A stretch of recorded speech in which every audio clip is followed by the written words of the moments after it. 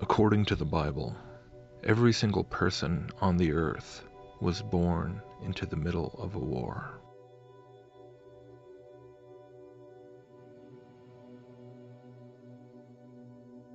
This war is one that cannot typically be seen with the naked eye. Its existence is not broadcast on the evening news. Its reality is not even realized by the vast majority of the population. Yet this war has raged on since the very beginning.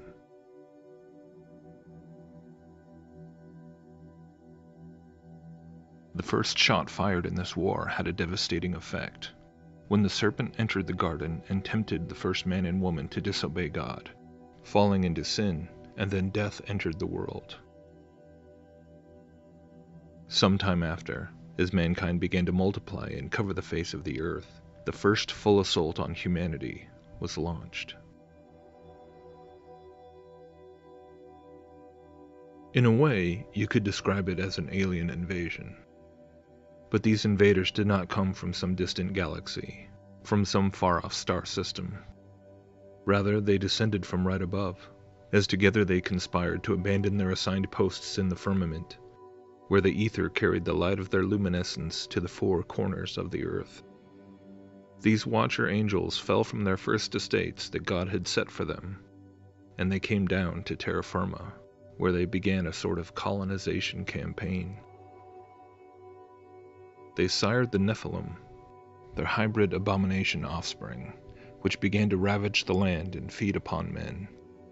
They corrupted the genetics of not just humanity, but of animals and plants as well. Using the knowledge they had been given by God to perform their original tasks in the heavens, they proceeded to teach mankind all sorts of forbidden things, in order to civilize them, to equip them in the building of cities, vast kingdoms, where these fallen angelic beings could rule as gods. The knowledge bestowed by these beings was presented as being the keys to humanity's path to enlightenment, the technological know-how that would eventually allow us to take our seats alongside them as gods. But of course, this was all a lie. This forbidden knowledge brought nothing but destruction, perversion, wickedness, and death.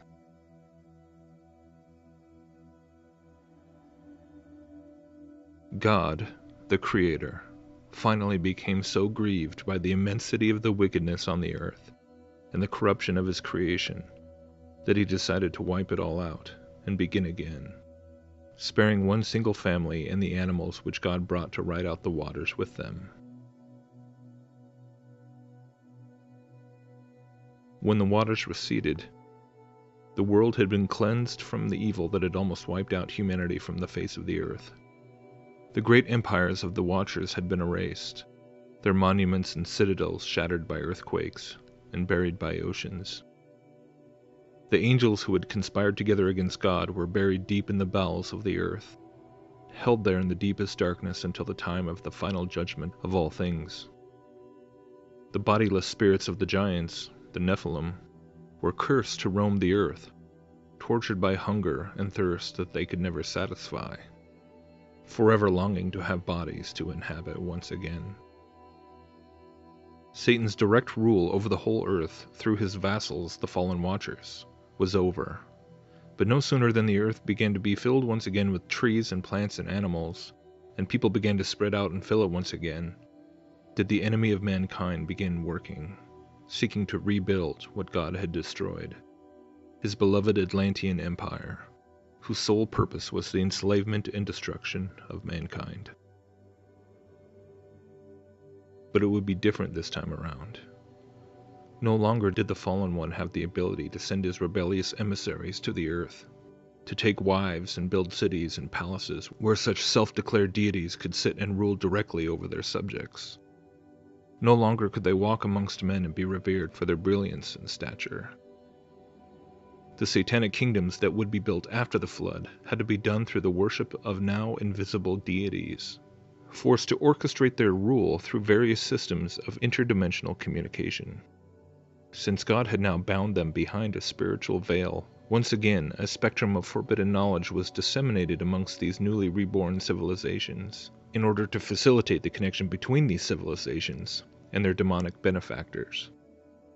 Thus, in the courts of all the human kings and leaders of these kingdoms, worked a host of occult priesthoods, sorcerers, mediums, astrologers, and practitioners of divination. The subjects of these pagan kingdoms would demonstrate their fealty to their false, fallen, invisible gods by sacrificing to idols, building them temples, having orgies and revelries and bacchanalia.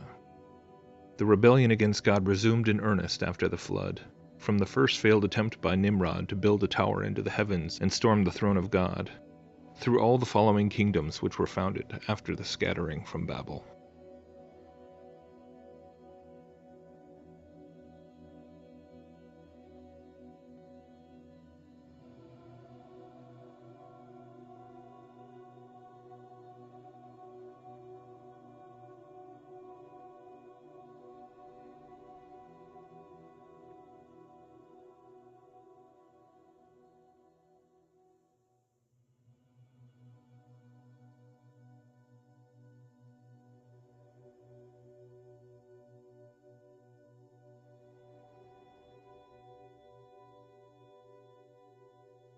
After God destroyed the tower at Babel and confused the languages of mankind, paganism and occultism were gradually spread and developed throughout the world yet again, until once more the true God of heaven and earth chose to intervene, this time by setting apart a nation, a people, a kingdom to bear his name to all the others.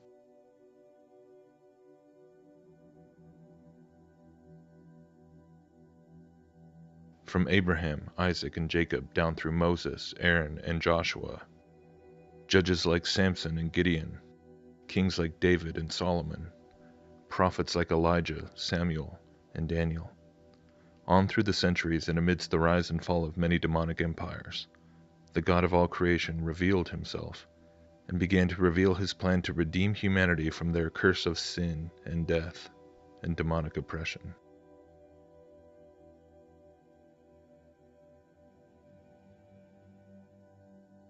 Finally, from the humble town of Nazareth, a man stepped forward and revealed himself as the promised Messiah, the Son of God, the Word made flesh, and the one whose own sacrifice would once and for all destroy the curse and make it possible for men and women to be reborn through the Spirit of God, who would actually come and live within us as the new temple of God.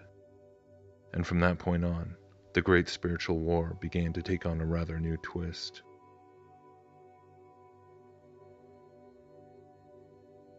For many centuries that followed, the truth of God began to advance upon the various territories of these demonic kingdoms, freeing people from the bondage they had been held in for generations. And for the first time since the Great Flood, large numbers of people began to truly understand who they had actually been in servitude to in these pagan kingdoms. Throughout stretches of Europe, Africa, and Asia, the truth of Jesus kept spreading, and people kept getting set free. The first tactic Satan brought against us was brute persecution. He used his puppet emperors of the Roman Empire to imprison, kill, and torture the first Christians. But somehow this only wound up revealing the power of the gospel and the hope in eternity that it truly brought, and so faith in Jesus only spread, under the stage where the once unshakable Roman Empire began to crumble under its own heathen weight.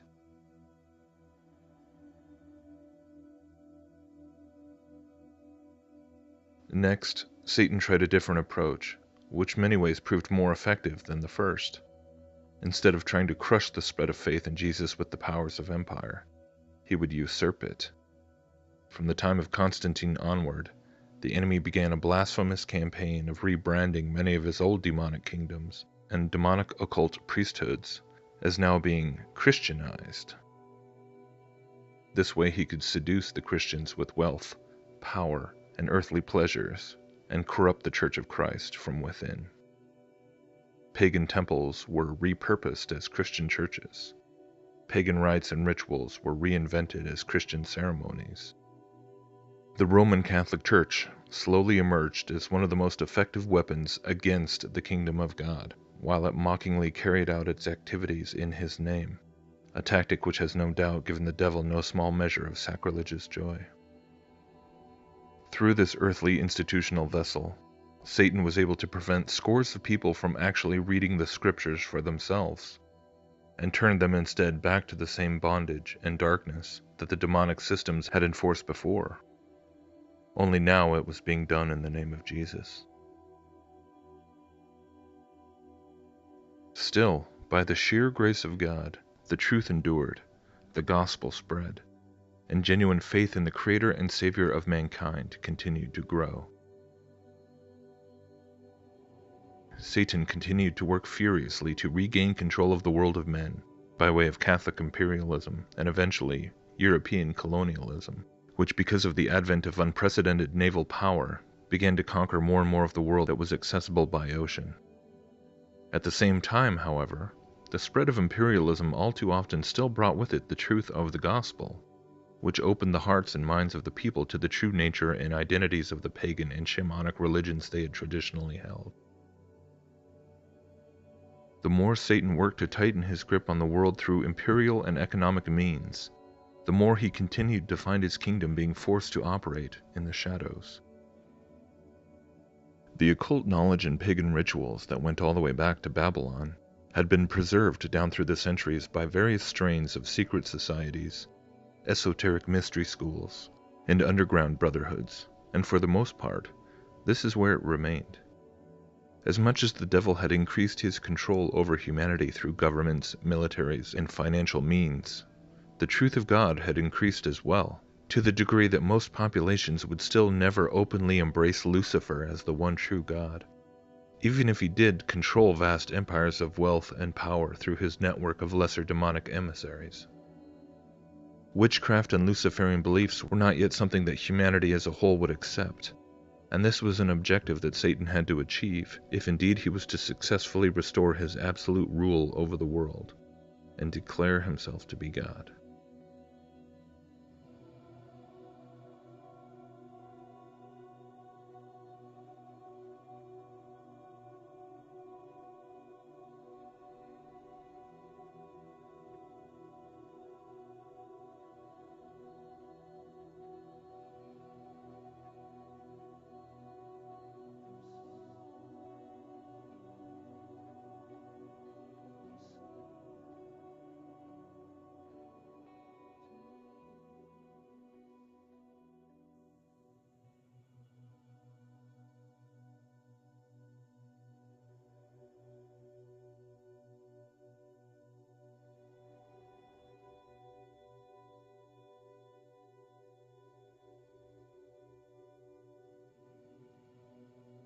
In order to get the entire world back to where Satan wanted it, he had to implement another plan, another strategy, so massive in scope that most people, even the majority of those who even believe he exists in the first place, have difficulty in believing that such a thing could be pulled off.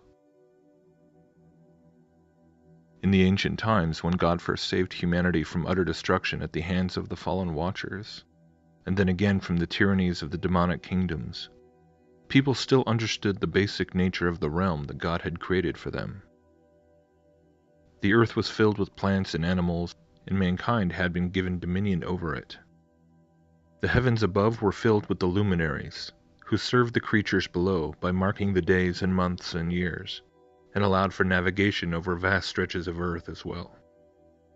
Those pagan kingdoms that rejected God worshipped various fallen angels as their gods, but for the most part, they still understood where those, quote, gods had come from.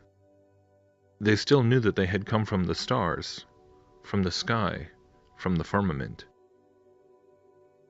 When the truth of God had been fully revealed through the person of Jesus, the ancient cosmology had been given its full context. The distinction between the Creator and the creation was made clear, and the futility of the rebellion by those first fallen angels was made plain to see. In order for Satan to convince the world that he was the supreme being and worthy of humanity's worship, he would have to rewrite the entire script and completely repackage himself, his kingdom, and his message. Like the recycling of an old Shakespearean play into a modern Broadway musical, in order to reintroduce and rebrand the old characters, you first have to rebrand the setting and the stage itself. Satan needed a whole new backstory, a whole new angle, through which he could gradually insert himself in his rebellious agenda against God into the hearts and minds of men. Yet it was through a familiar tactic that this new angle was achieved. The old trick of bestowing upon humanity forbidden knowledge, which plays upon our pride and arrogance, was now used again in a masterful and cunningly deceitful way. This occult knowledge, or gnosis, was rebranded as science. Much of the groundwork for this rewrite had already been laid in ancient Greece, even before Jesus had been born, by way of the so-called Greek philosophers. These were in fact men who took many of the concepts and teachings that came from the occult mystery schools, from spirit mediums and pagan ritual contact with the demonic realms, and then proceeded to pontificate on them, adding their own speculations and human-centered conclusions, which effectively sanitized these concepts from their demonic origins in the eyes of many later generations, as though they were simply the profound thoughts and musings of mere men. During the Renaissance in Europe, many of these ideas began to once again take hold, as they were increasingly considered to be harmonious with the teaching of the Bible, and slowly began to exert a greater and greater influence upon theologians and scholars throughout the largely Christianized Europe, particularly after certain works ascribed to the Egyptian magus known as Hermes Trismegistus were translated into Latin and then circulated among intellectuals with a predilection for such material. The Kabbalah, too, began to receive more attention from thinkers and monks and people with the necessary literary education, and together with writings on alchemy that came from, allegedly, the Muslim mystics, these three veins of occult knowledge and teaching began to permeate.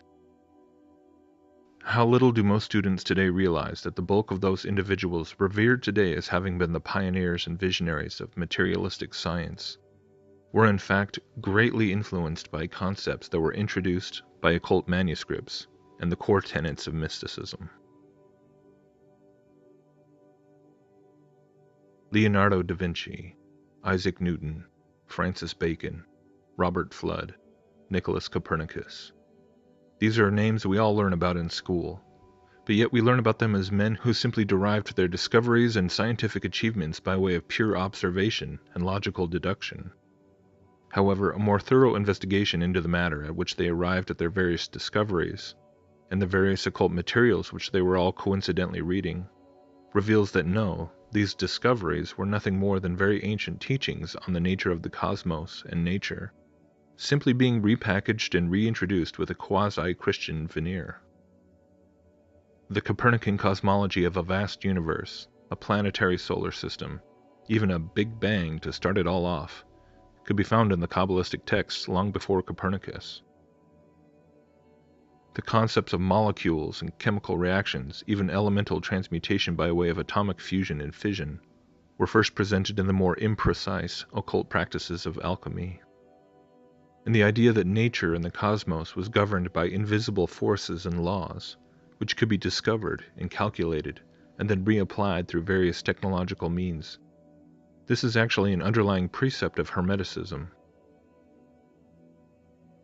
And so, with a good measure of help by the well-financed occult brotherhoods, such as the Rosicrucians and Freemasons, the Royal Society was established as the first official organization dedicated to the advancement of scientific understanding.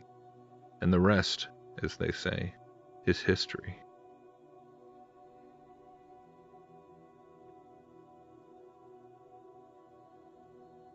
What had begun as a half-hearted attempt to combine the knowledge gained from the divine revelation with the knowledge gained from nature was quickly transformed into an unapologetic natural philosophy. The universe suddenly got very, very big, and God became very, very removed, to the point where then the cosmos itself was easily considered capable of having formed without God's assistance whatsoever. Models of the Copernican heavens were expanded and refined. Darwin stepped in to explain how life could have emerged from the primordial ooze, long after the globe Earth had slowly formed over billions of years from the slow gathering of cosmic dust in the vacuum of space. The universities and lecture halls, largely built and maintained by these same wealthy, blue-blooded fraternities, quickly and not surprisingly became hostile territory to anyone who dared question the new burgeoning scientific consensus.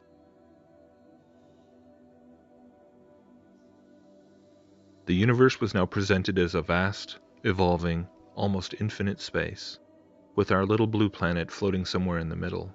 And while man might be the pinnacle of life on this planet, he might not be alone in the universe either.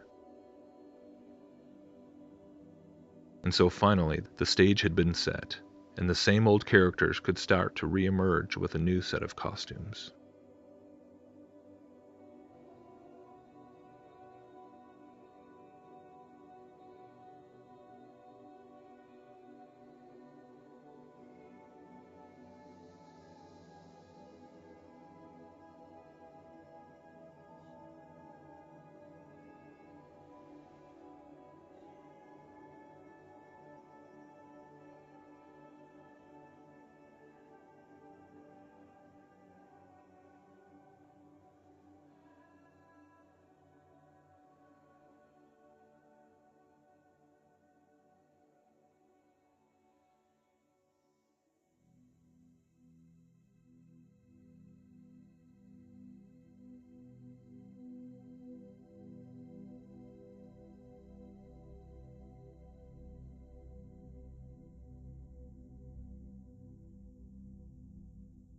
The 20th century.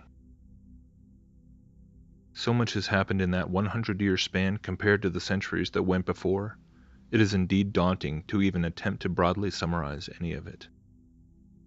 While the beginning of the 20th century saw a new, yet old, cosmological paradigm put in place, at least in the halls of academia, that could theoretically provide a convincing new and deceptive pretext for a new wave of rebellious watchers, or some kind of fallen entities, to come down to Earth and present themselves as aliens, we do have to stop and consider the question of the dimensional veil, the barrier that God does seem to have put in place after the invasion of the Watchers back before the flood.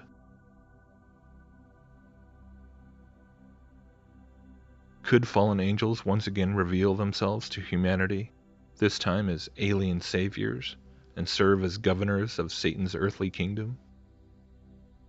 Perhaps. Can demonic spirits, even now, sometimes manifest themselves in the physical realm, inhabiting people, moving objects, even attacking individuals? Yes. But is it also true that this ability for the demonic realm to interface with the physical is still limited? It would seem to be the case, and the Bible does seem to confirm that this barrier will remain in place right up until shortly before Jesus returns, when it will be removed and the spirit of Antichrist will have a period of unprecedented access to the earth and to humanity one last time before he meets his own end.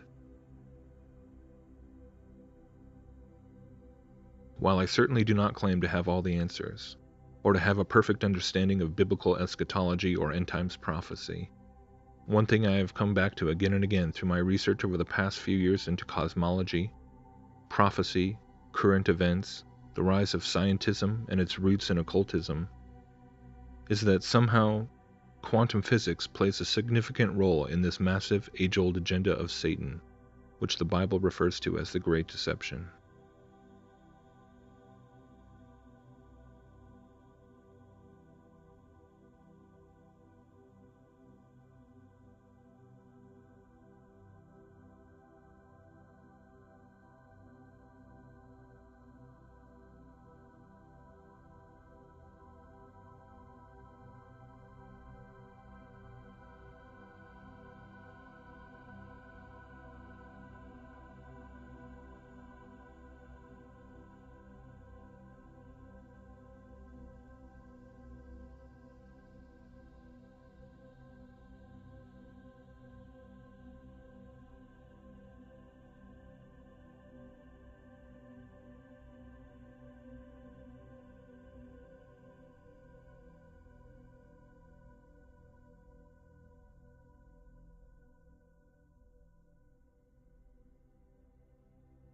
Into the 19th and 20th century, atomism eventually became formal modern atomic theory, bringing us all the way into the present day full of string theory and dark matter and large hadron colliders.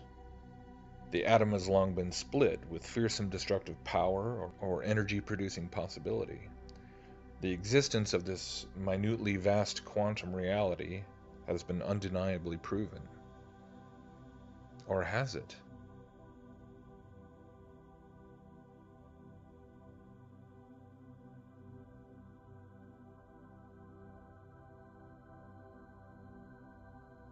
Do the pervasively occult origins of these theories have any remaining significance for us today?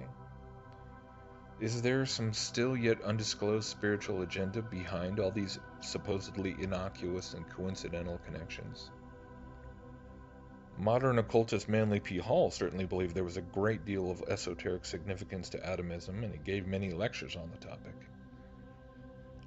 Today we increasingly hear theoretical physicists and other materialistic scientists talking about an uncanny amount of similarity between the things modern quantum physics is claiming to discover and the sorts of things found in Kabbalism and other ancient forms of Hermeticism.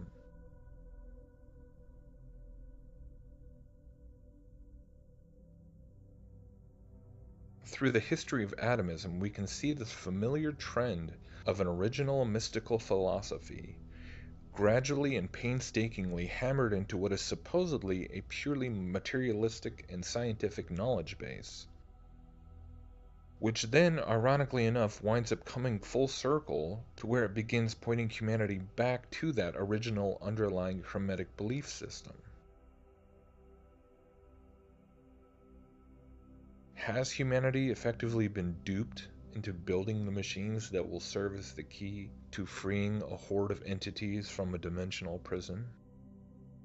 Did fallen angels perhaps begin perpetrating these false cosmological and physical doctrines long ago, so that eventually we would believe we were acquiring the knowledge to achieve our own immortality, when in reality we were only playing God?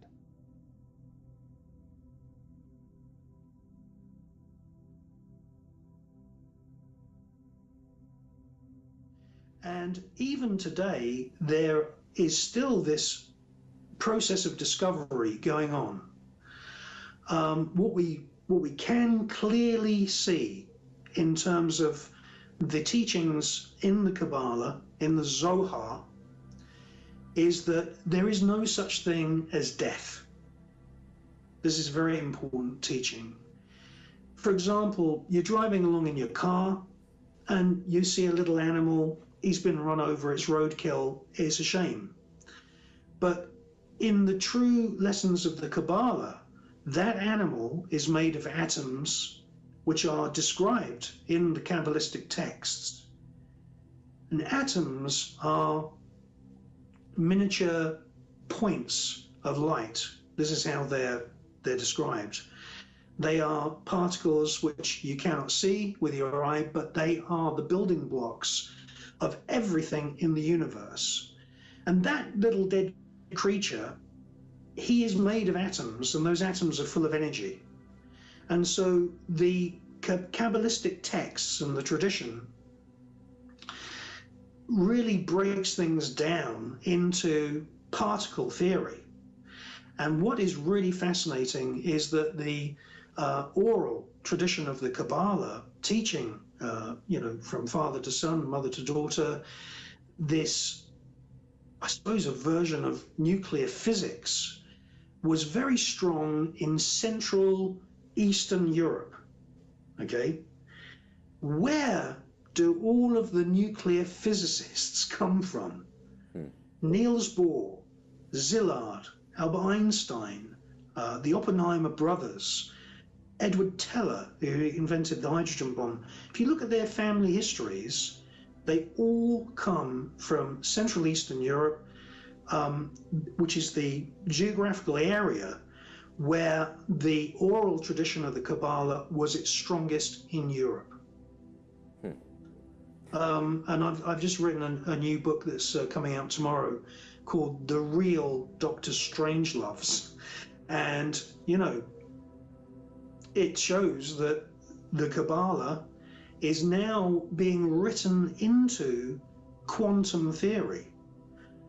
Quantum theory with quarks and neutrinos and all these exotic particles traveling at, 2/3 of the speed of light that are being discovered in these particle accelerators. If you know about the Kabbalah, which though people like Albert Einstein and Edward Teller definitely knew about the Kabbalah, you can see that it's almost like they're making quantum physics fit the Kabbalah.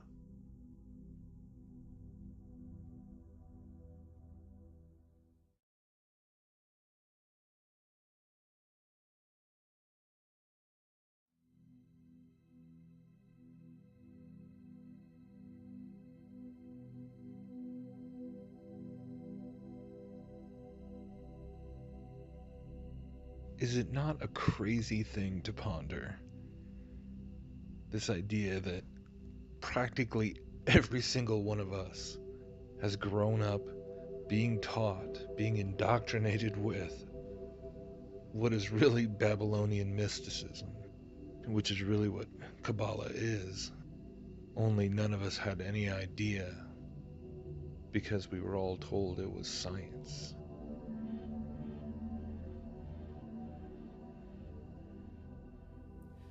I'm a theoretical physicist, and I like to say that I walk in the footsteps of giants like Albert Einstein and Niels Bohr. I'm not a philosopher. However, I am rather dazzled by the fact that many of the basic mysteries that we find in string theory and the theory of everything seem to be mirrored in the Zohar and in the Kabbalah. As a scholar, the most amazing thing of all is the degree to which modern astrophysics sounds like a Kabbalistic text. When I first made the correlations between Kabbalah and science, I was stunned. We do know that Isaac Newton had access to certain mystical texts, certain texts of the Kabbalah. Well, the Kabbalistic description of creation is coming from a single little point, from a speck, and of having matter form and time and space form all together at the very beginning. This sounds very much to me like the description of the Big Bang. I couldn't believe that the Kabbalists could derive these truths without really knowing any mathematics or physics. It is certainly true that in string theory, the number 10 is the dimension of space-time for supersymmetrical string theories, and 26 for bosonic string theories stand out as a requirement of the mathematics. All the things that could destroy string theory, all the things that do destroy every rival theory to string theory, they are all eliminated in precisely 10 and 26 dimensions. These dimensions are magic. We physicists don't know where these dimensions come from. The Zohar says those things. It could have been a lucky guess. I don't know. They knew things about the universe that took us till now to discover. It's rather amazing, this uncanny reflection of some of the most advanced cosmology coming from our satellites, coming from our atom smashers, coming from our blackboards, that are mirrored in the Zohar and ancient Kabbalistic texts.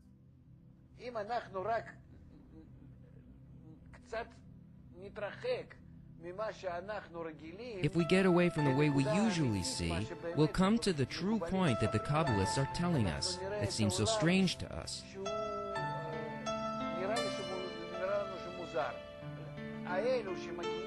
And those scientists who study quantum physics, why do they come to this realization? At that deepest subnuclear level of our reality, you and I are literally one. Because they enter a world that has strange rules. Suddenly, one thing can be in two places.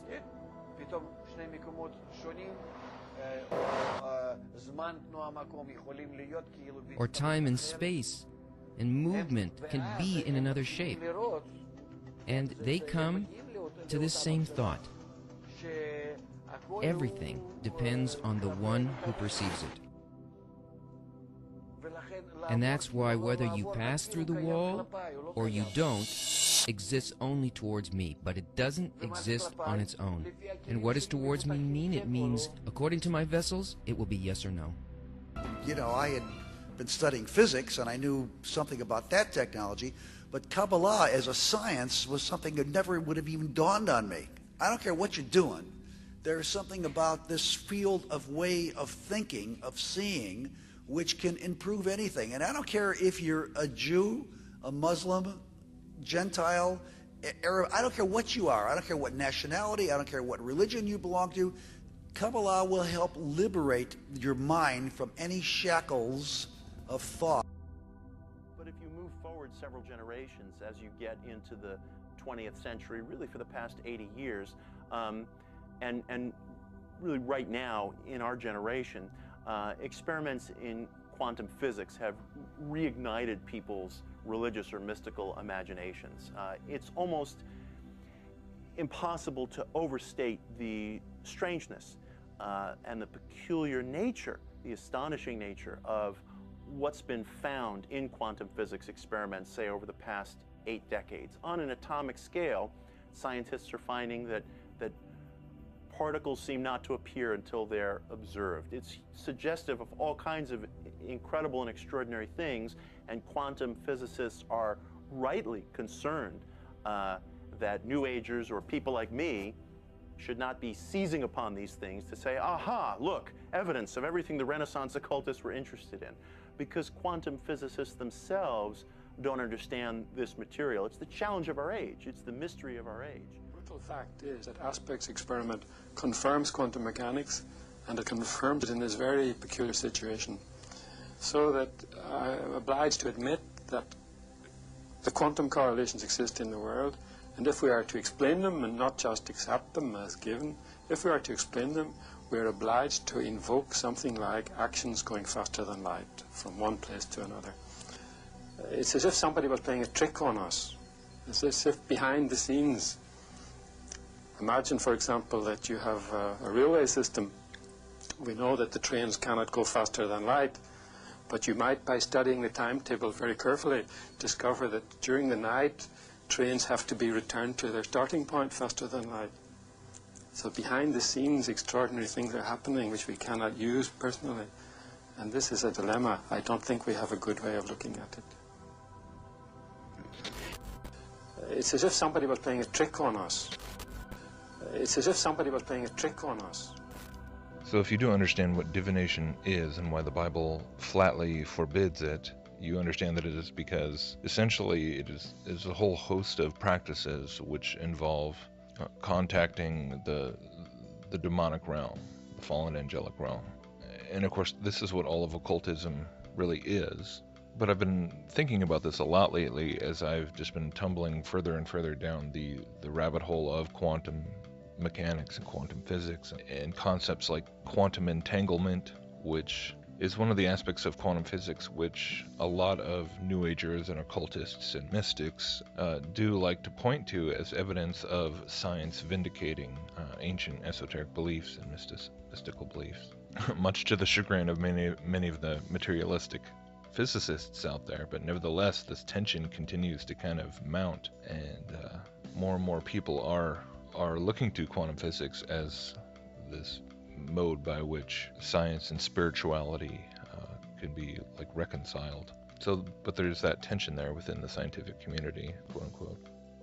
But the more you look into the origins of quantum physics, the development of this over the long term, going all the way back to Greece and India and ultimately to Babylon, understanding that atomism is indeed an occult teaching. It's an occult idea. It's a doctrine of demons, essentially.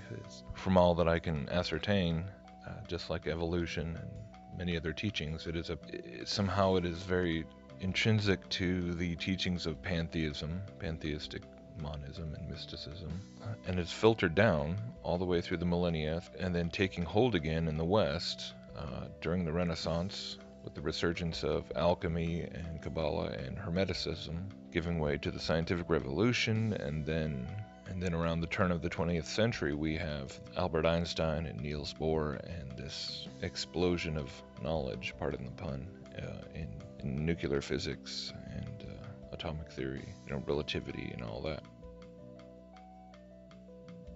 So if as a concept, this is a demonically seeded concept, this is essentially a repackaged occult worldview, a magical worldview that has been, made to look refined and polished and empirical, being guided all along. I just found it absolutely incredible to be listening to figures such as John Bell, from CERN, whose experiments have been one of the pivotal physics experiments pertaining to the whole quantum entanglement idea being supposedly proven, and actually hearing him say out of his own mouth, it's as if someone's playing a trick on us. And going back to divination and occultism, which obviously, if you understand occultism, and it involves a great deal of experimentation, an experimenting kind of mindset. Obviously, to the mainstream scientists, they wouldn't consider that science. But if we stop and understand that the occultist or the alchemist, they believe that they are interacting with cosmic forces, or interacting with their own subconscious, interacting with the the all mind of the universe or whatever. The important point of the deception is that the practitioner does not believe that he is just being fooled by demonic entities, right? Regardless of whatever he's doing, whether using tarot cards or a Ouija board or rune stones, sigil magic, casting spells, doing rituals, he's conducting an experiment in which he will get a response, right? Hoping to get a response. And again, as Christians, we understand that that response is a physical manifestation from a spiritual being.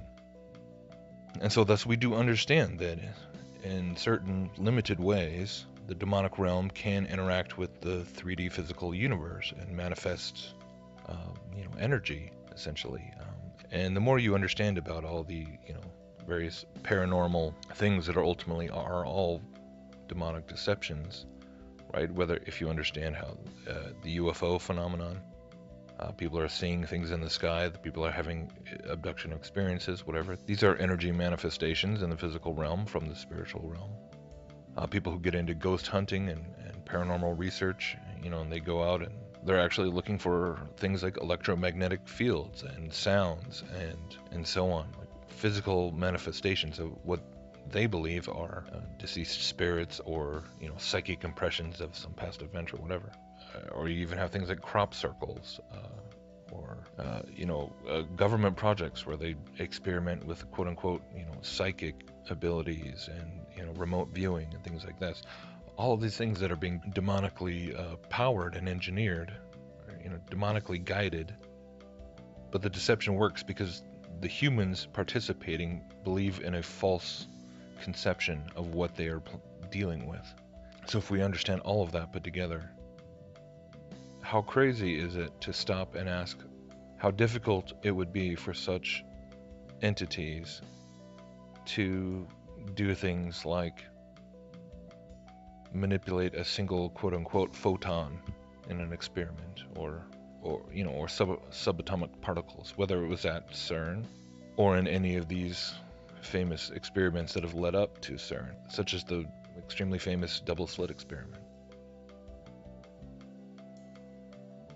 How difficult would it be for these quote-unquote scientific results to be manipulated by the other side in order to supposedly confirm things like quantum entanglement and non-locality, on the quantum realm, so that now we have this debate going on. Now we have this mysticism and New Age spirituality enmeshing itself with what was previously called materialistic science, and how this atomistic worldview that was spawned by mystical spirituality is now coming full circle.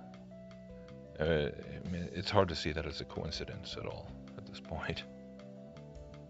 Anyways, that's my thoughts. Today, science tells us that the essential nature of reality is non-local correlation. Everything is connected to everything else.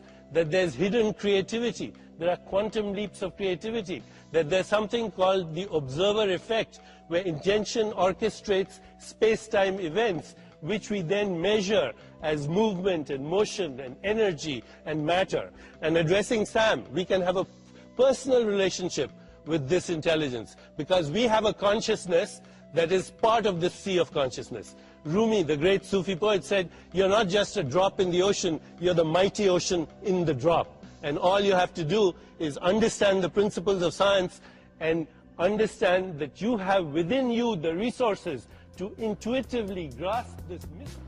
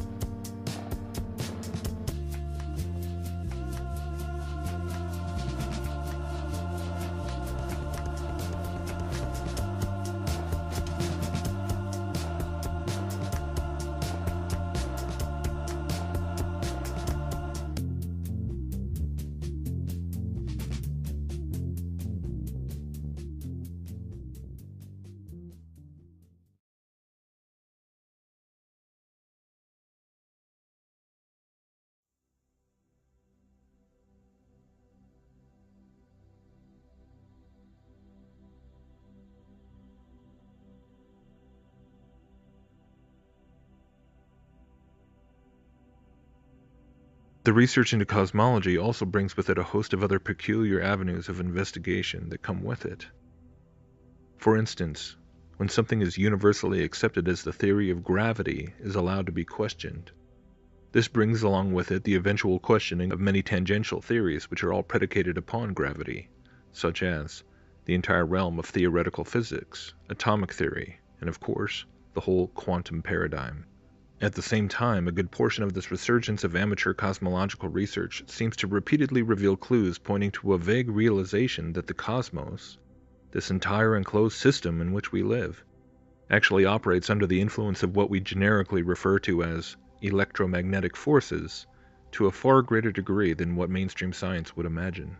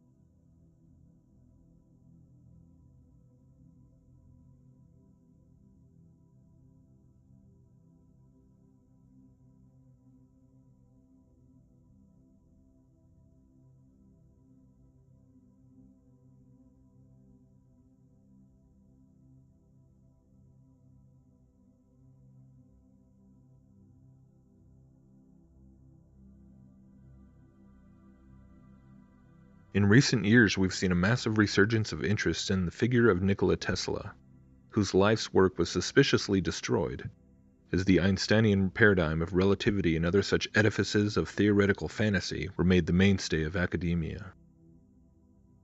Free energy, natural harmonics, cymatics. These are topics that have seen a massive rekindling of interest as the fraudulent concepts of gravity and relativity have revealed their shameful nakedness, and a reawakening of zetetic inquiry has begun to sweep across the world, in spite of how much the mainstream institutions of lower learning have endeavored to ridicule and dismiss it. Somewhere in this realm of vibrations and frequencies, pulses and patterns, through a now almost forgotten medium which for millennia was referred to simply as the ether, perhaps lies the true mechanics of the more mysterious aspects of God's creation, even the higher dimensions of the heavens themselves. But as we increasingly explore these new yet old notions of sonoluminescence and the variety of electromagnetic manifestations, it would seem prudent to stop and ask ourselves if indeed such things are really part of what the Creator intended for us to try and comprehend and conquer, or if in fact this is once again stepping into pools of forbidden knowledge, involving aspects of the creation which we were never given dominion over, and thus, in its own way, is potentially part of the grand deception as well.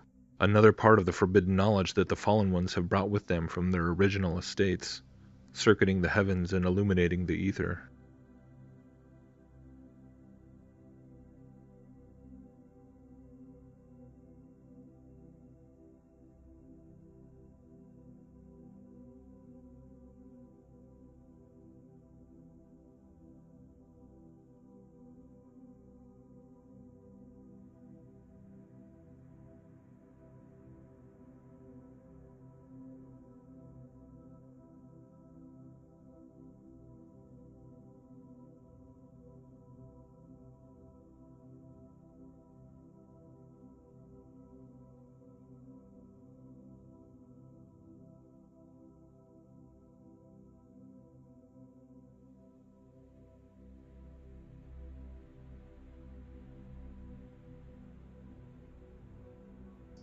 UFOs, there's military craft that look like flying saucers from the bottom but look like a plane from the top.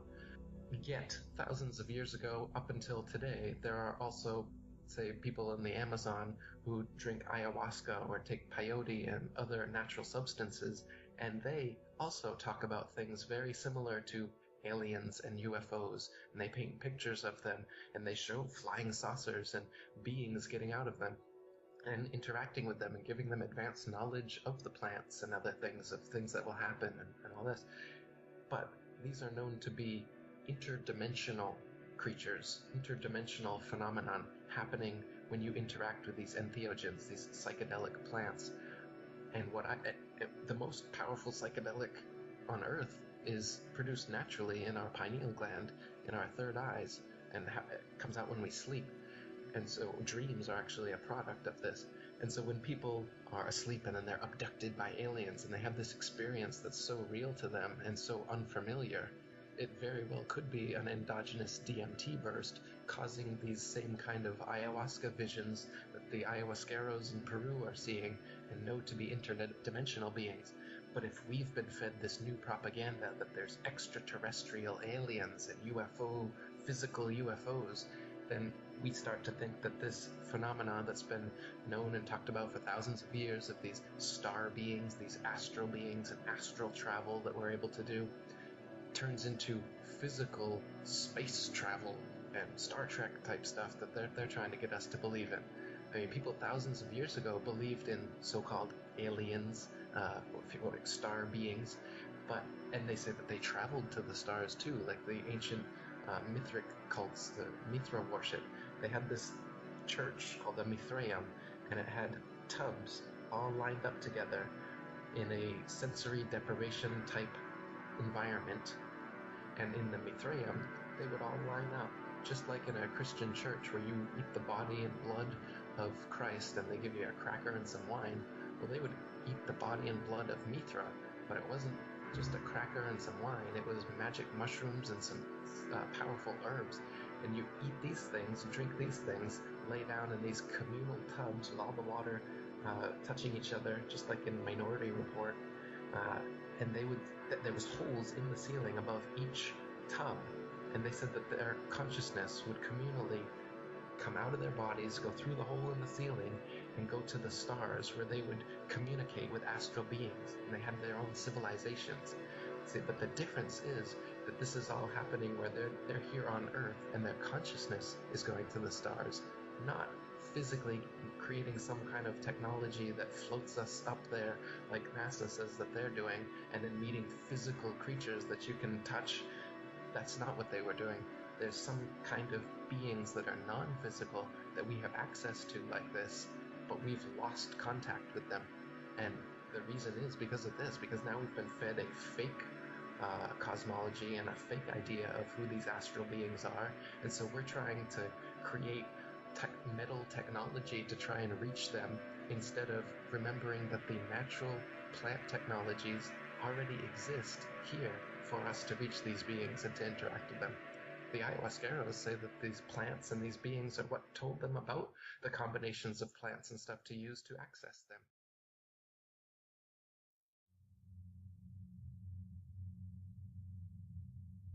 So, interestingly enough, Eric Dubé is actually quite correct in so much of what he's saying here. Yet there's an absolutely crucial detail which he gets completely wrong. And this is the reason why I felt like I had to include this clip, because it's incredibly telling. And it actually provides a perfect segue into this whole broader topic of aliens, entities, dimensions, spiritual realms, hallucinogenic plants and substances, astral projection, the pineal gland or third eye, and so on. All within the context of flat Earth and enclosed cosmology, of course. The point that he's getting so horribly and tragically wrong here is one that is actually shared by so many others, and that's why I feel like it just must be addressed, and I'm going to try and do it in as clear and comprehensive manner as I can. Dubé's assertion is that the entire fake NASA heliocentric space alien propaganda agenda is to misdirect humanity away from the spiritual truths known by the ancients and experienced through meditative practices and certain natural substances by inculcating everyone with the false materialistic concept of outer space and the physical planets inhabited by physical extraterrestrials, etc. This argument basically assumes that the reason behind this agenda is just simply in order to control the ignorant masses, and more specifically, to prevent ordinary people like you and I from rediscovering this ancient knowledge and these ancient practices, and to prevent us from rediscovering that connection with these ancient astral beings. Because supposedly, if we do, it will allow humanity to cross a tipping point or a threshold of spiritual evolution, and then the powers that be would no longer be able to control us like the quote sheeple in our higher states of consciousness. And like I said, Dubé is hardly unique in his profession of this idea, because we see it everywhere, and particularly within the broader truther/conspiracy community. And I will say point blank that I'm convinced that this is hands down one of the most crucial and misunderstood questions when it comes to spirituality in the times which we are now living. And really it boils down to a couple of pretty basic questions, namely, who are these astral beings? And is contacting these entities really the key to overthrowing the human powermongers of the New World Order? Now, we could spend hours looking at all the various evidence that is germane to answering these questions and getting into the things like the Theosophical Society or Aleister Crowley and all of his connections, and Jack Parsons, and all these things that are very much connected to what we are largely understood to be the power structures of the NWO. But let's just cut to the chase. My hope is that in all this work that I've been putting into all these different videos and on this topic and on other related topics, is that people just might find new resources and new avenues to investigate for themselves. And as it's been something that has involved a great deal of time and energy in researching for myself, and the net result of all this research has really been the astoundingly simple conclusion that these beings who are being contacted through these various practices, whether it be through the more quote natural, shamanic, and typically tribal approaches, or the various routes of Eastern mysticism, or the darker halls of mystery school societies and their multi-generational occultism, is that they are all the same beings. They all preach the same message. It's the message of apotheosis, or man becoming God. The same message of monism, or oneness, the idea that everything is connected, everything is a part of God, and God is in everything. And these astral beings, these interdimensional entities, these spirits, or alleged masters, or whatever else people might want to call them, they are very real. And yes, you can contact them. But the real troubling realization comes in facing the fact that all these same groups of humans who are running the entire globalist cabal, with all the fabricated wars and fake terror attacks, the whole Federal Reserve, central banking Ponzi scheme, all the poisoning of our air, food, and water, all the drugging of our populace, all the sacrificing of our children, all the lies, all the brainwashing, all the turmoil and pain and death, is being directed, ultimately, by these same entities, these same astral beings. And this is where Dubé gets it totally wrong, spinning it all through a flat earth lens in completely the wrong way. Because once you're able to stop and really reflect upon it, you begin to see that the phony Copernican NASA paradigm really isn't meant to push people away from a mystical or Gnostic worldview, but rather to teach a Gnostic and mystical worldview, only in a repackaged way. Don't believe me? Just start looking back over the decades of space propaganda in movies and television. Start paying attention to the philosophical messages embedded behind all those sci-fi props like booster rockets and warp drives. My favorite example is still hands down Kubrick's 2001 A Space Odyssey, and I'm sure I don't need to mention to most of you what sort of NWO insider Kubrick was. And that movie is absolutely filled with occult symbolism. And I made a video many months ago showing how even there, the climax of the film blatantly portrays the astronauts surpassing the materialistic concept of space travel and having a spiritual, hyperdimensional experience where he comes face to face with the esoteric powers behind the mysterious monolith. This kind of message is coming through all the mainstream channels, not independent of them. Dubé would have you believe that meditation and hallucinogenic plants is the thing that the mainstream control grid is trying to keep away from you with all their phony Star Trek narratives, when in reality this is precisely what it's all there to promote. It's all about surpassing limitation, about exploring the cosmos, about the humanistic expansion of knowledge, and almost always about contact, about communion, not with God, but with those long-lost space brothers, communion with our ancient alien panspermia seeders, and with the consciousness of the cosmos itself.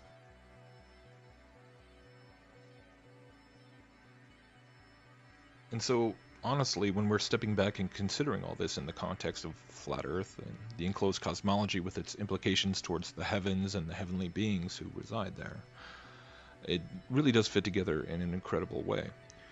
Many people within the Flat Earth movement are familiar with the Book of Enoch, but a lot of them have really only heard the portions which described an enclosed world, while they're still quite unaware of all that it has to say about the fallen Watcher Angels, and how these beings came down from the heavens. They had giant hybrid offspring with human women, and taught mankind all kinds of forbidden knowledge, including enchantments and root cuttings, as described in Enoch chapter 8.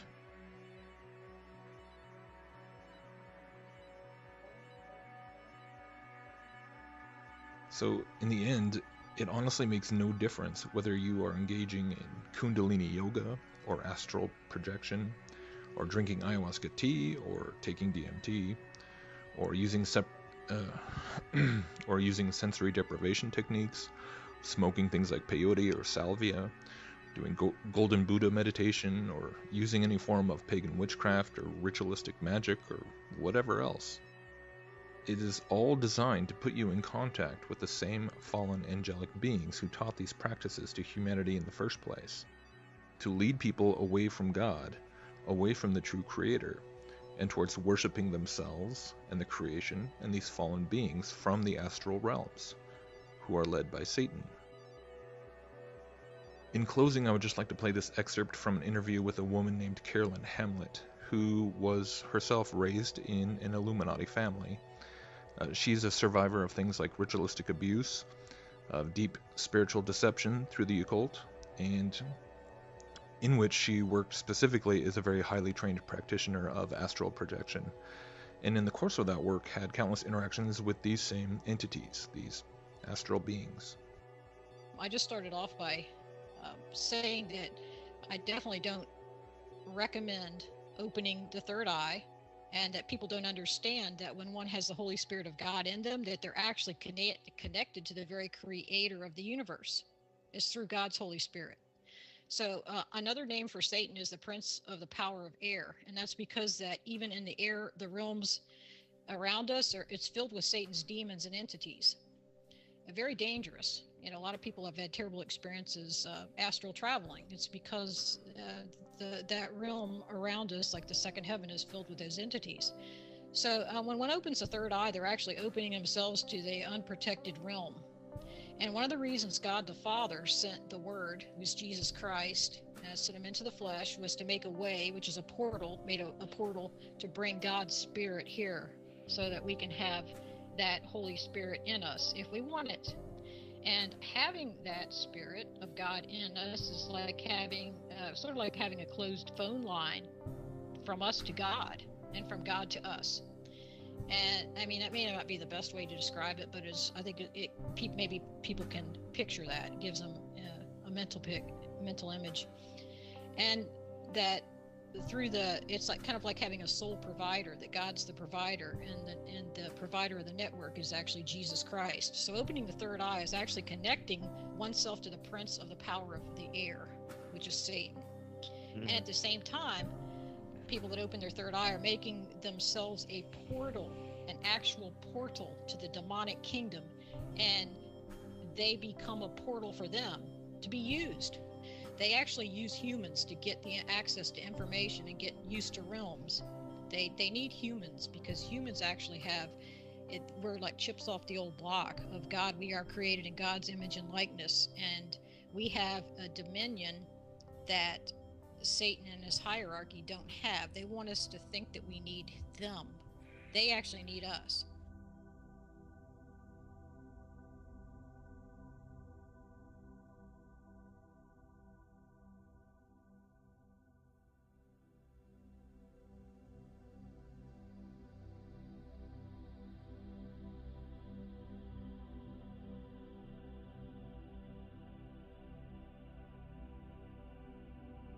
But back in the purview of the mainstream, quantum physics effectively teaches that on the subatomic quantum level, none of the conventional laws of physics continue to apply. And so things like superposition, quantum entanglement, infinite potentiality, parallel universes, and so on, are all considered possible. Even while on the macro scale, they would naturally be regarded as immediately ridiculous. And thus, as time goes on, quantum physics has eventually revealed itself as little more than a built-in backdoor for the metaphysical and the mystical. A backdoor constructed on the blackboards of theoretical physicists, which effectively brings modern materialistic science back around, full circle, to the doorstep of the same ancient occult mysteries which birthed it so many centuries before.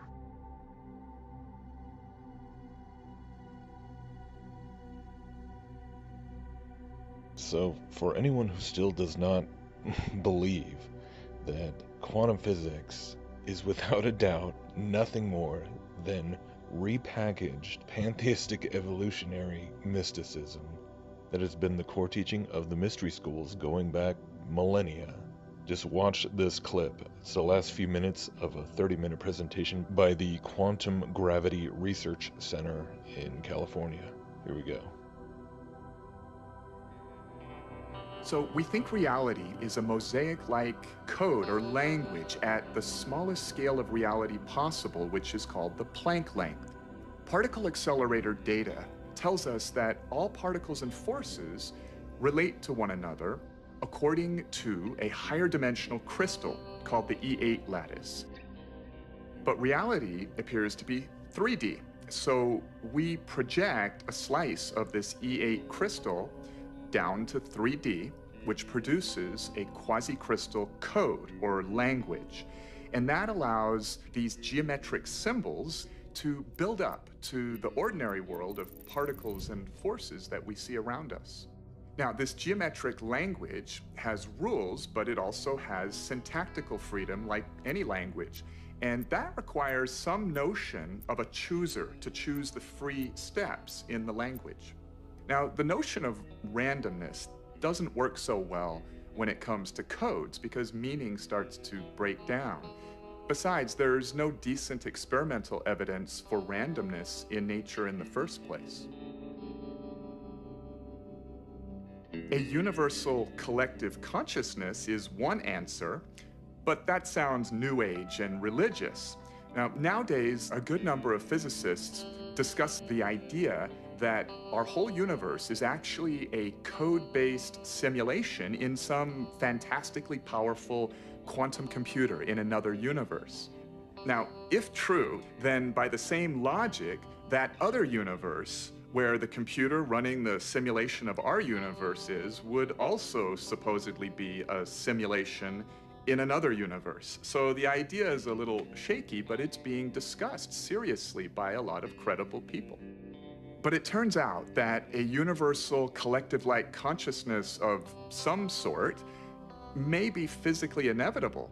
Now, we don't need to anthropomorphize this idea or make it religious or spiritual.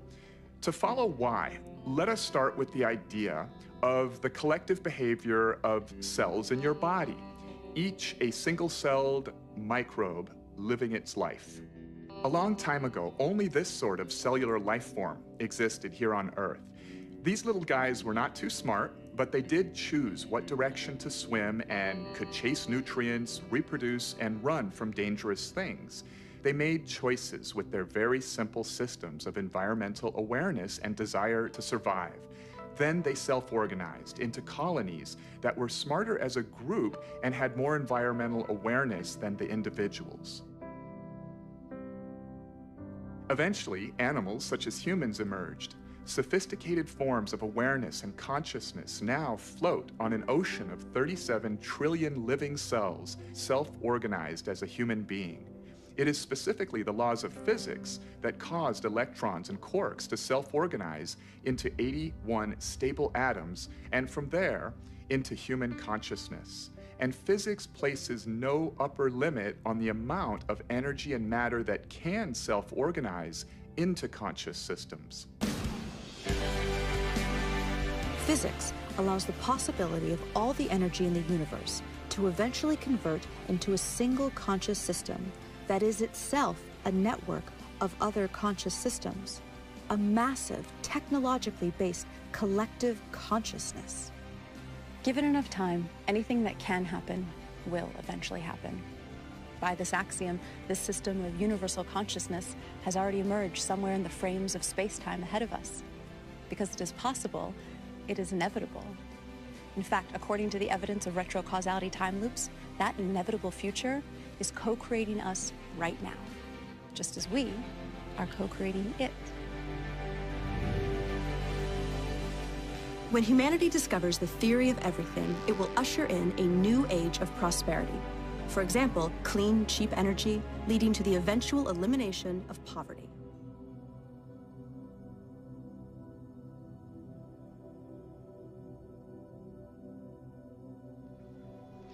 I like how they also included the chemtrail in the background at the end. But wow, I definitely encourage anyone who is interested in kind of exploring this idea, just go check out this whole video. I mean, they're putting the pieces together now. I mean, he actually says, "Well, this sounds New Age, so we don't have to call it that. We don't have to make it sound religious, but it's the same thing." I mean, it's really quite remarkable. And so, yeah, again, it's just coming back to the same things. All the same dots keep connecting. You know, this is the core of scientism, really. Here, it is a religion. It is the ancient religion. It's the Mystery Babylon religion being presented through quote unquote science, through mathematics, and through particle accelerators, and the Large Hadron Collider.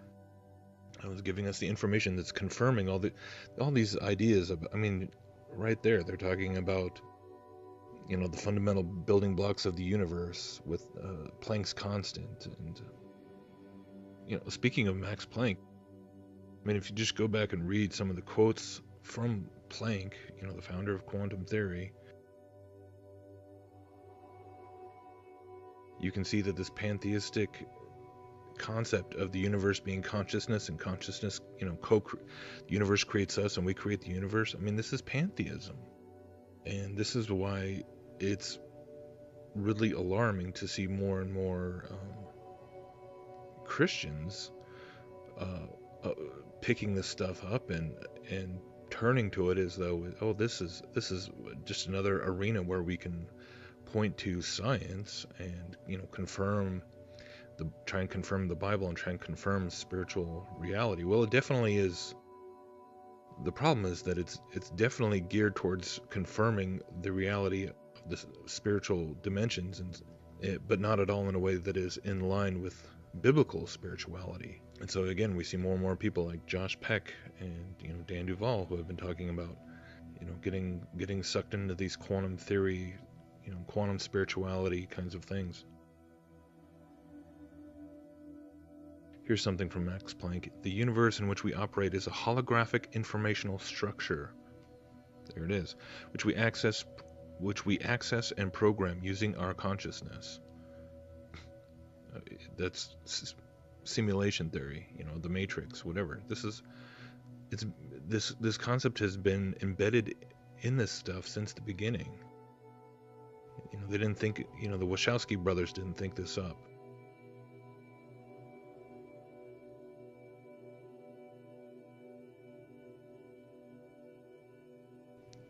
The New Agers of the last couple of decades didn't think this up. This has been part of it for at least, these are actually ancient teachings from mysticism that have been now repackaged into science.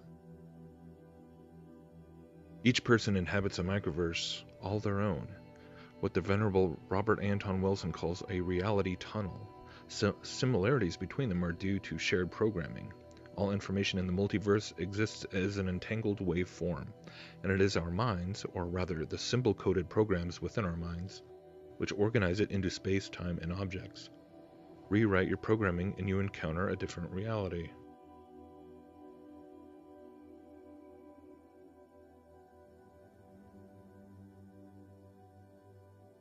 Here's Max Planck. All matter arises and persists only due to a force that causes the atomic particles to vibrate, holding them together in the tiniest of solar systems, the atom. There it again. That's the whole Mandelbrot, the fractalized universe idea that I've been talking about. It's part of the cosmology. It's part of this quantum reality belief system, this quantum spirituality. Yet in the whole of the universe there is no force that is either intelligent or eternal, and we must therefore assume that behind this force there is a conscious, intelligent mind or spirit. This is the very origin of all matter. Now this is monism or pantheism, where all of reality is emanating from the source. And this is exactly what Kabbalah teaches, with all the different emanations emanating from the source. That's pantheism.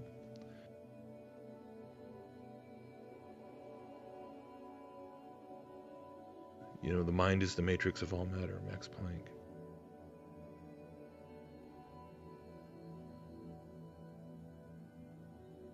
Niels Bohr, this guy was a total mystic as well. Everything we call real is made of things that cannot be regarded as real. If quantum mechanics hasn't profoundly shocked you, you haven't understood it yet.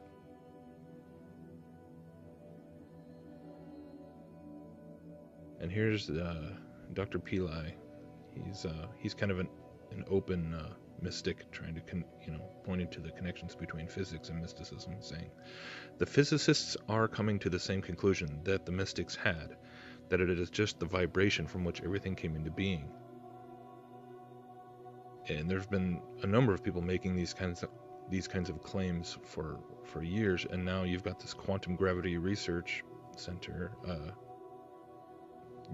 openly doing this very same thing, and they're embracing it and preaching this I mean, not just in this hypothetical, but saying, like, once we figure this out, do you see the stage being set? Once we figure out this long sought theory of everything, that's going to be the key to unlock everything, and it's actually going to pave the way for a new age of prosperity. This is they are setting the stage for the Antichrist to come in and finish the equation and solve the puzzle and explain all the stuff. They're setting up the problem. They're setting up the Hegelian, setting it up for that final Hegelian, move. Create the problem and provide the solution. In this case, it's a sort of theoretical problem, but promising to solve all of the quote-unquote real problems, bringing it all back to consciousness. What quantum physics teaches us is that everything we thought was physical is non-physical. That's what, again, the theory of relativity. Matter and energy are all the same thing. There's no such thing as physicality. It's all consciousness.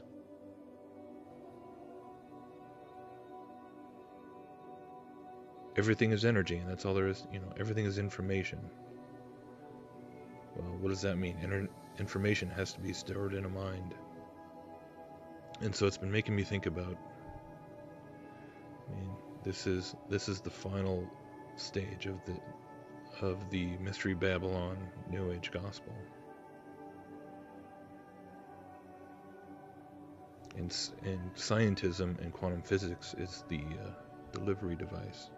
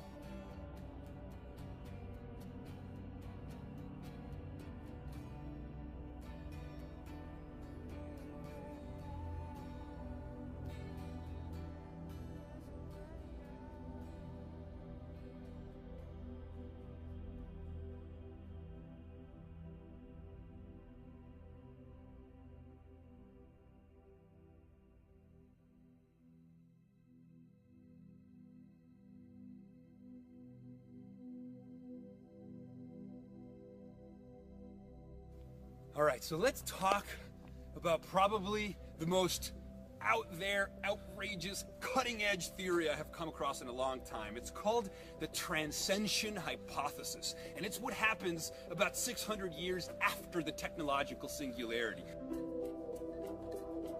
Now, the transcension hypothesis by John Smart is an attempt to explain or to account for Fermi's paradox, which is the questions that asks, if the universe is so vast, if there's trillions and trillions of galaxies with solar systems, with planets similar to ours that had way more time to develop intelligent life and intelligent life that created technology and so on and so forth, why don't we see evidence of all those other technological singularities that might have occurred in all these other civilizations?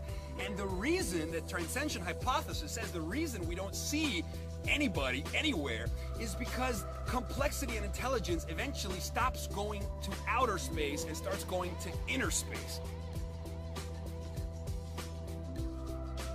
Consider the iPhone in your pocket, which is 1,000,000 times cheaper, 1,000,000 times smaller, and 1,000 times more powerful than a computer that was $60 million and half a building 40 years ago. So you have, a billion-fold increase in price and performance, and then you have this miniaturization that continues. So when you consider the fact that, 25 years from now, trillions of times more intelligent computers will be 1,000 times smaller than today's microprocessors, you start to see that we have what's called STEM compression, space, time, energy, and matter compression. More intelligent, more density, more communication, more energy, less matter, smaller, smaller, smaller, smaller. And eventually, virtual minds living at the nanoscale and at the femtoscale will keep compressing space, time, matter, and energy into smaller and smaller and smaller dimensions until we eventually create black hole-like conditions and disappear out of the visible universe. And so the destiny after the technological singularity for all civilizations like ours is transcension, which is essentially to disappear out of this space-time reality that we know of into a black hole-like environment created by us,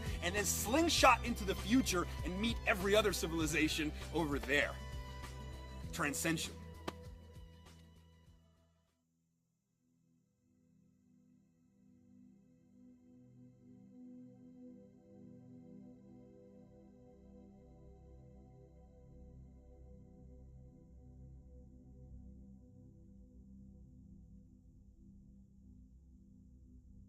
Many people today are waiting for the unleashing of some kind of false flag alien invasion.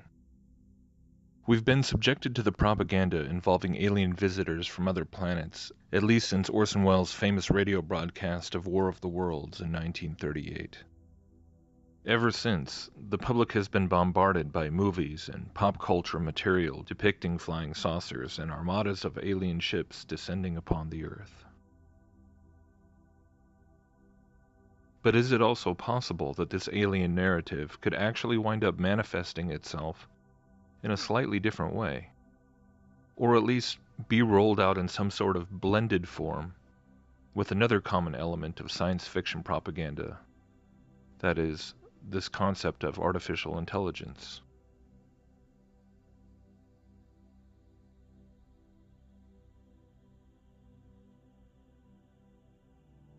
Hey, it's the big master control program everybody's been talking about. With the information I can access, I can run things 900 to 1,200 times better than any human. Good morning, Dr. Chandra. This is Hal. My CPU is a neural net processor, a learning computer.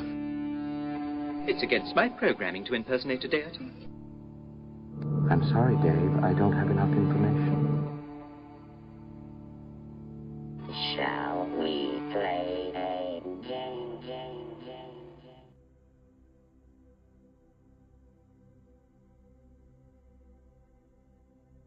Now, if quantum theory is indeed at its core pseudoscience based on hollow theories, designed to take ancient occult concepts of mysticism and witchcraft, and repackage them in such a way as to reintroduce them to the world under the guise of materialistic science, effectively creating a cover story for the interaction with the spiritual realm, under the pretext that it is just mechanical physical forces of matter and energy that are being engaged with, rather than the broad spectrum of electromagnetic forces which seem to in fact cross over between both our physical realm and the spiritual realms. Then what might all this mean then, to see that now quantum theory is being applied in the arena of quantum computing, and quantum computing in turn is being hailed as the breakthrough technology that will usher AI into the next level? So I'm Colin Williams. I'm the Director of Strategy with D-Wave Systems. We're the world's first quantum computing company. We've sold several of our systems already to customers like Google and Lockheed, so we're sort of well into this already. I'd like to talk today, though, about an idea that is really just beginning to crystallize now, in that it looks to us like the best use case of quantum computers is going to be in accelerating machine learning systems. In recent decades, computers have become more and more powerful. But computers, as we know them today, have a major limitation. They can only perform one calculation at a time. In the Quantum Photonics Research Group at the Niels Bohr Institute, we are researching the processing of data by way of quantum technology. We are working on developing tomorrow's quantum photonic chips based on light in the form of photons instead of electrons. That is photonics instead of electronics. We are working to exploit the strange properties of the quantum world. So I'm going to talk about how we see quantum computing as being the key to really making a powerful artificial intelligence in the future.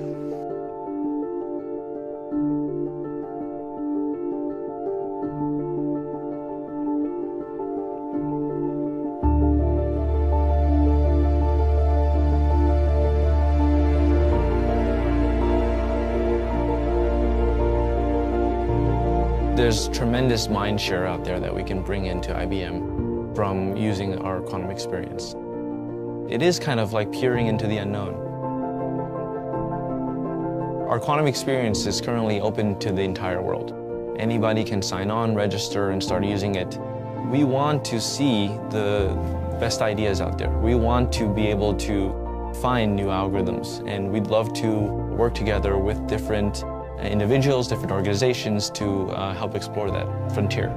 One of the real surprises to me has been the amount of usage that we've seen in the past 6 months. We're seeing researchers who are actually writing papers and doing new algorithms and testing new theories using it. Educational institutions, professors using it as part of their coursework. So we're really starting to see this ecosystem building, and we're really hoping to continue that as we get towards these larger systems where we really want to find the areas of application.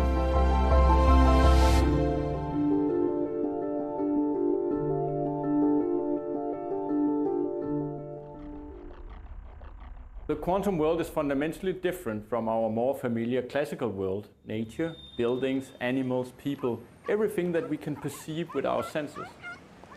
Here we know that one thing cannot be in two places at once. A football cannot be shot into the goal and be located out in the middle of the pitch at the same time, just as you cannot give a person a pat on the back and have another person immediately feel it at an entirely different place in the world. But in the microscopic world of the atoms, everything is fundamentally different than what we are used to in everyday life. Here the laws of quantum mechanics prevail. In the quantum world of atoms, one atom, or a light particle, that is a photon, can be located in two places at the same time. This is called the superposition principle. And two atoms, or photons, can become entangled. That is to say, a quantum mechanic link is created between them. This link can be maintained even if the photons travel far away from each other. And this means that if we measure the one photon, then its entanglement partner will be affected immediately, even if the two photons are located very far away from each other. And this is a fundamental advance of the architecture for the machine learning system. Today, this architecture, as we call it, the DVAE, because it has a discrete neural network in the middle. But later this year, we're going to be incorporating a quantum network to give an even greater acceleration to this problem. So the plan for D-Wave is basically to launch a series of machine learning services beginning this September, in which initially we'll be powering things with our classical models. And then over the course of the next year or two, as we develop more and more sophisticated quantum chips, we'll be doing more and more of the core computational work on the quantum processor.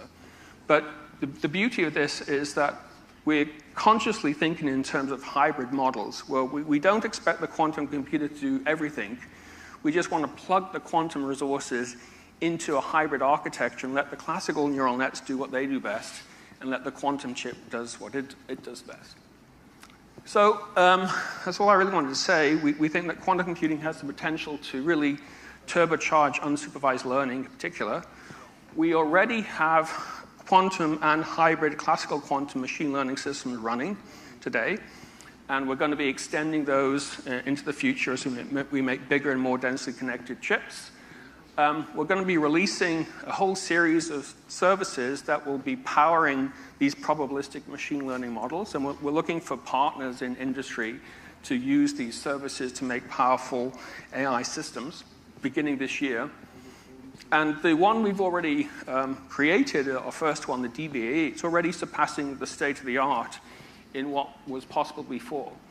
So we're actively looking now for people who would like to use these probabilistic machine learning services to basically go back to the models that we really wanted to train in the mid-2000s, but we couldn't because they weren't really lending themselves to acceleration by GPU.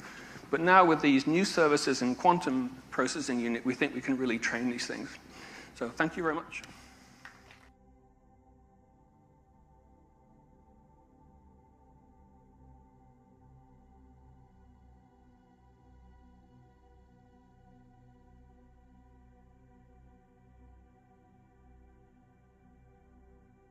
Personally, I find it extremely peculiar that quantum physics, with its bizarre counterintuitive concepts such as quantum entanglement and superposition, etc., were ideas that for decades only seemed to exist on the blackboards and textbooks of theoretical physicists. There was no conceivable practical application to these, quote, spooky actions for years and years, and in fact much of it was still being contested and debated. But then, almost out of nowhere, quantum computing suddenly emerges under the steam of companies such as D-Wave, who almost instantly have working relationships with CERN, NASA, Google, and so on.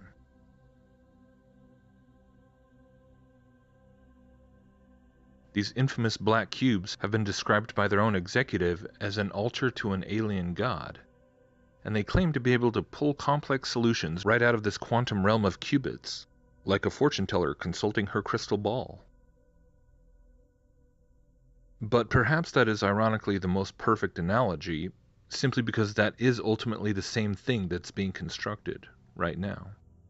The most technologically advanced and all-encompassing spirit medium device in all of history.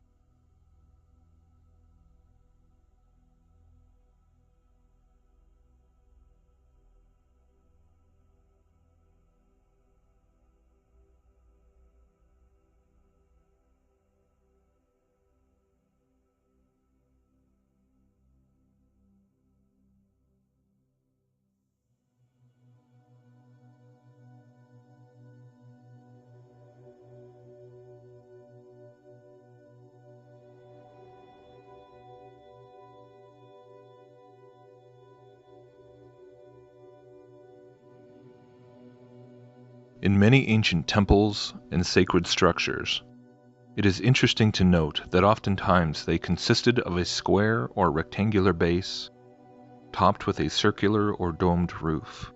It is said that this was intentionally done as a reflection of their view of the cosmos, which was comprised of the earth below and the heavens above.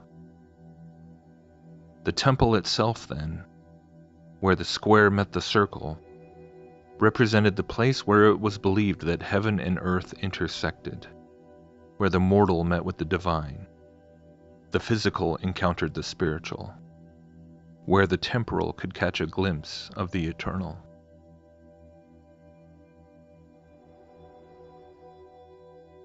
When Jesus died and rose again, the only temple on earth that was commissioned by God Himself was rendered obsolete. The curtain that separated the Holy of Holies, representing where God dwelled on the earth, was miraculously torn in half. After Jesus had returned to heaven, the day of Pentecost revealed that the very Spirit of God had been given to all who believe in Jesus, to live in us, making each woman and man who believes a living temple, a temple of God, where indeed the kingdom of heaven is manifest and then represented on the earth.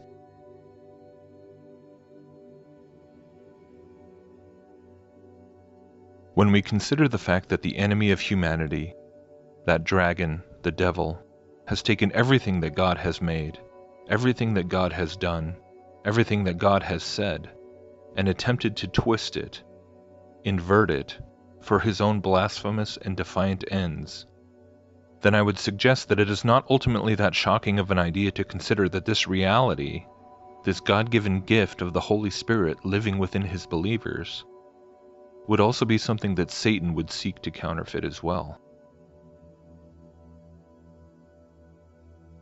As I said before, I do not claim to know how everything will unfold, but if you've been able to follow the progression of history, of science falsely so called, and the many agendas of deception by the fallen one, so far as I have attempted to present them, then my hope is that you might see how this could very well play out. When we couple all of this with the other recent development of the rollout of the new 5G wireless system, which is being fast-tracked by the corporate technocrats with frightening haste, the United States will be the first country in the world to open up high-band spectrum for 5G networks and applications. And that's damn important. Then when all is said and done, it is hard to see what remaining elements would yet need to be in place before that moment could arise when the, quote, singularity would be proclaimed, and AI is said to have achieved true, legitimate sentience, and the new era of transcendent transhumanity is declared to have finally arrived. This is the Luciferian dream of technological apotheosis, the dream of transcending space and time, of defeating death itself by way of our own ingenuity, our own inherent divine potential, our own pantheistic self-realization as a species.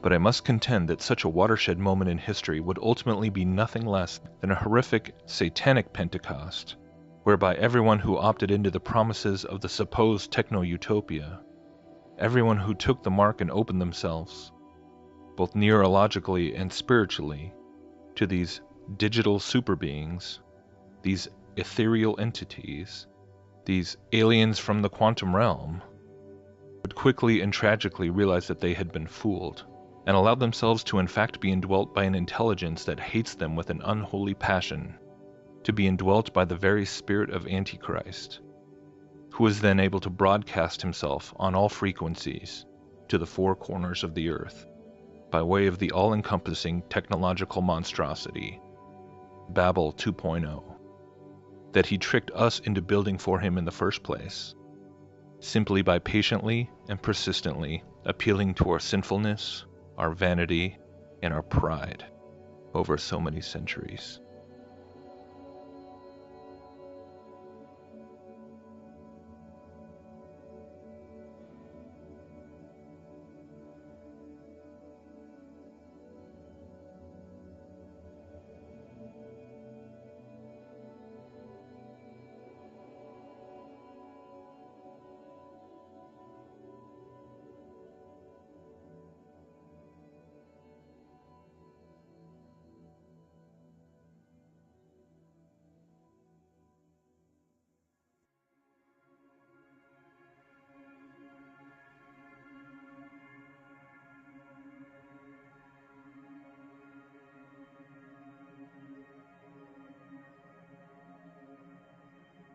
According to the Bible, every single person on the earth was born into the middle of a war.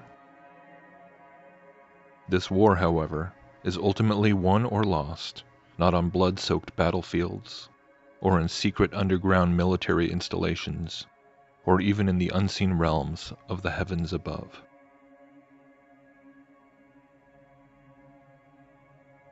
It is won or lost in the most mysterious realm of all, the human heart.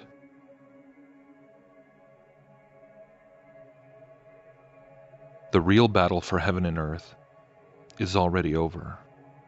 The victory is already decided. Death has already been overcome. The keys to Hades are already in the hands of the one who died and rose again. The conclusion has already been prophesied. The end will come. The heavens will be shaken. And every knee will bow when the Son of Man returns to judge all things. But you and I are here, right now, today. That is what we really have. We cannot even say for sure when all these New World Order agendas will actually come to pass, even as things progress faster and with more intensity with each passing day. We have a choice, today, whom you will be a temple for. Whose kingdom will you serve? Because make no mistake, we all serve one or the other, regardless of whether we want to admit to ourselves if there is a God or there is a devil. You may insist that the Bible is just another deception designed to oppress and control people. You may want to believe that somehow it really teaches the very secret occult knowledge that I've been exposing here as the lies of Satan. My only hope and prayer at the end of the day is that your thinking might be at least stimulated in such a way as to prompt you to go and look into things much deeper for yourself. That you might take a second look into the Bible, into the gospel, into Jesus.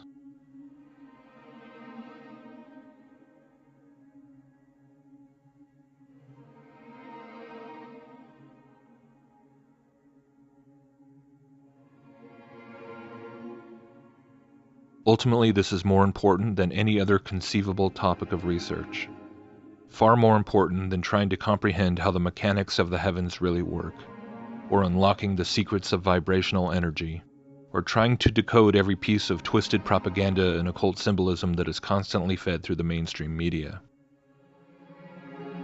As this cosmological awakening continues to expand and grow, we see more and more people arguing over what the real map looks like. Arguing over how the luminaries really move. Arguing over whether the Jews or the Jesuits or the Freemasons are really at the top of the Illuminati pyramid, and so on. But when all is said and done, there's really only one thing that you absolutely, unequivocally have to get right.